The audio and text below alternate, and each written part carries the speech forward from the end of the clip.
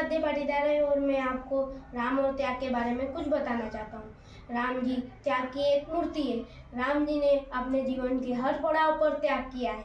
राम जी जब महलों में रहने की बारी आई तब विश्वामित्र मुनि के साथ वन वन भटके और उनके अनुष्ठान को पूरा करवाया, क्योंकि उसमें राक्षस बाधा बन गए थे, तो उन राक्षसों का भी विनाश किया।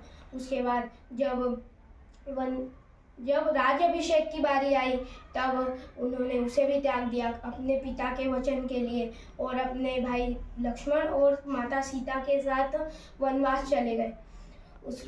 ये तो कुछ भी नहीं, राम जी ने सीता माता और लक्ष्मण जी को भी त्याग दिया। जब राम जी का राज्याभिषेक हो रहा था तब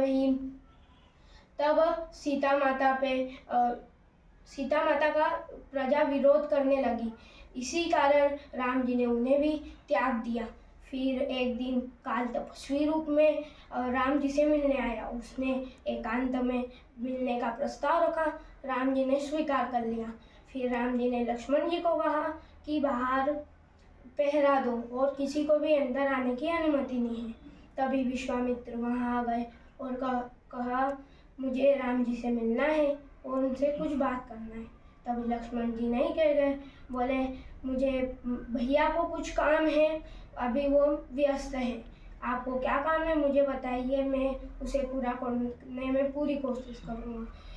तभी विश्वामित्र को क्रोध में आ गए और कहा अगर आपने अभी मुझे नहीं मिलवाया राम जी से तो मैं आपको और आपके राज्य को श्राप दे दूंगा।